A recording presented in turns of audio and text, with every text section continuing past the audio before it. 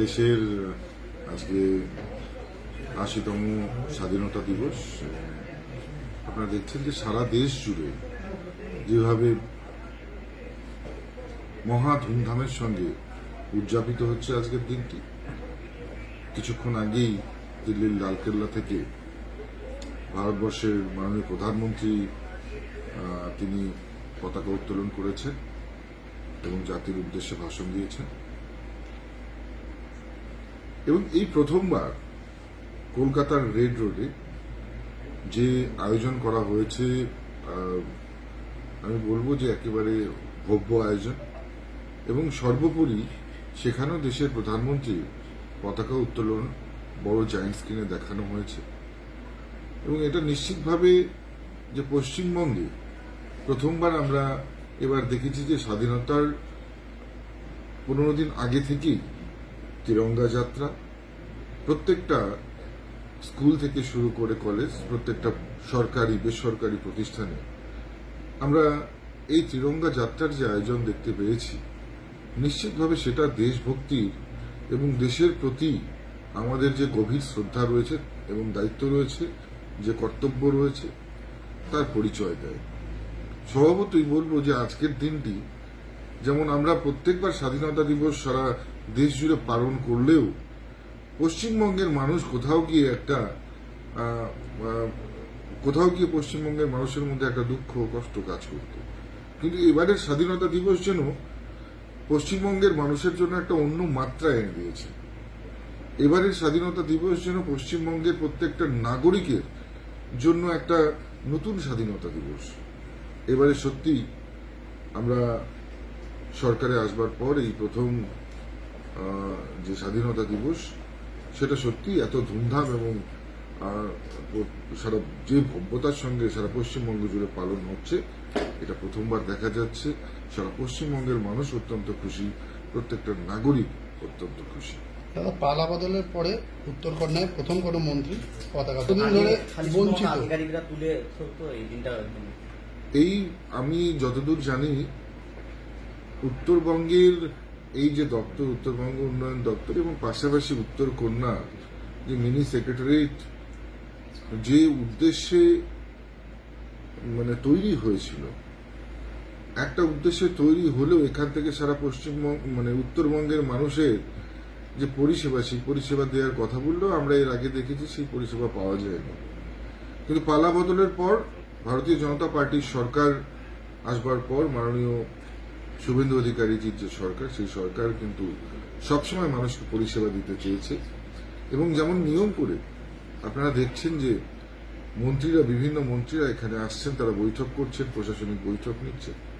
মাননীয় মুখ্যমন্ত্রী নিজেও 6 বারের বেশি এই উত্তরকন্যায় এসে তিনি প্রশাসনিক বৈঠক করেছেন এবং গৃহমন্ত্রী তিনিও কিন্তু এই উত্তরকন্যায় এসে তিনি বৈঠক করেছেন এবং আগামী 22 তারিখে আবার আসতে চলেছেন। আজকে সত্যি আমাদের ভাবতে অবাক হয় যে প্রায় 10 বছরের উপরে, প্রায় 12 বছর সময়কাল হয়ে গেল এই উত্তরকন্যা তৈরি করবার, কিন্তু এই 12 বছরে কোনোবারই কোনো মন্ত্রী এখানে পতাকা উত্তোলন করেনি।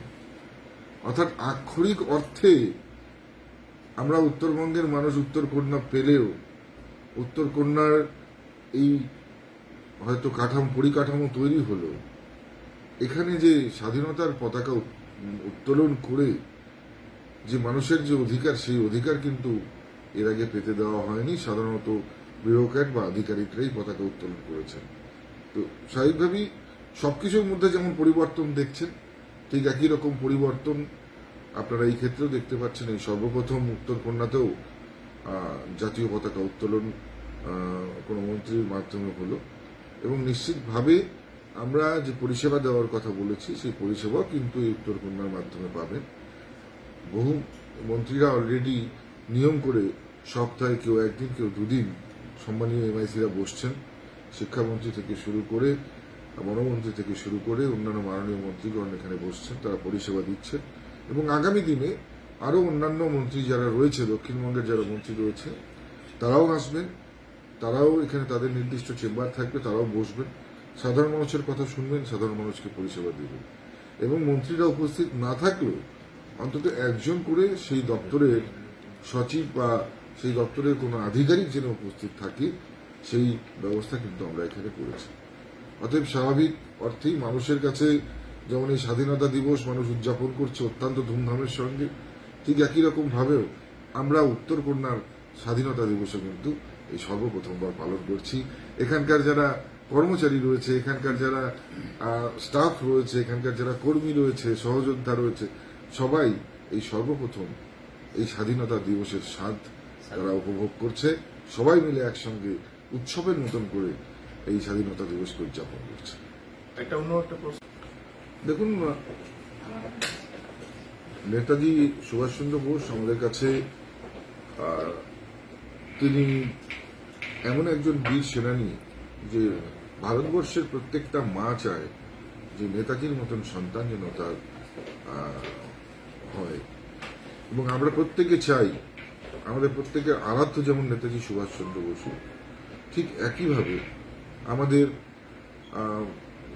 নেতা হিসেবে যদি আমরা কখনো কাউকে স্মরণ করি, আমাদের সর্বপ্রথম নেতাজি সুভাষচন্দ্র বোসের কথাই মনে আসে। তিনি তার স্বাভাবিক জীবনে প্রতিভার তো কোনো কম ছিল না।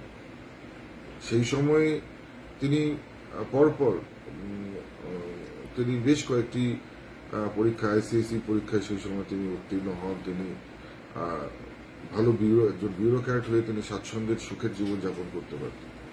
তিনি মেয়র পদে উন্নীত হয়েছিলেন। তিনি চাইলে পরে সমঝোতার রাজনীতি করে তিনি সুখে স্বাচ্ছন্দ্যে তার জীবনটাকে কিন্তু কাটিয়ে দিতে পারতেন, কিন্তু তিনি অন্যায়কে প্রশ্রয় দেননি এবং ভারতবাসীর জন্য, ভারতকে স্বাধীন করবার জন্য তিনি যে কঠোর পরিশ্রম করেছেন এবং যে ত্যাগ করেছেন সেটা ভারতবাসী হিসেবে কেউ কখনোই বলতে পারে না।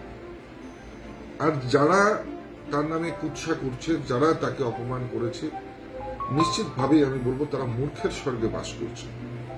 যারা তাকে এখনো অপমান করছে, এখনো অপমান করে যাচ্ছে, আমি আপনাদেরকে বলে যাচ্ছি, এই খবর আপনারা প্রকাশ করবার পরেও তার নিচেও যদি কেউ কমেন্ট করে, এর সম্বন্ধে বাজে কমেন্ট করে, ইমিডিয়েট পুলিশি অ্যাকশন নেওয়া হবে। কেউ নেতাজি সম্বন্ধে কটু কথা বলবার যদি সেই ধৃষ্টতা দেখায়, আইন তাকে ক্ষমা করবে না, আইনের চোখে ক্ষমা করবে না। সে যেখানেই থাকবে তাকে গ্রেপ্তার করা হবে, আমি দায়িত্ব নিয়ে বলছি। আইন আইনের পথে চলবে। আমাদের বরেণ্য নেতা নেতাজি সুভাষচন্দ্র বসু সম্পর্কে কেউ কটু কথা বললে পরে আমরা ভারতবাসী হিসেবে তাকে ছেড়ে কথা বলবো। স্যার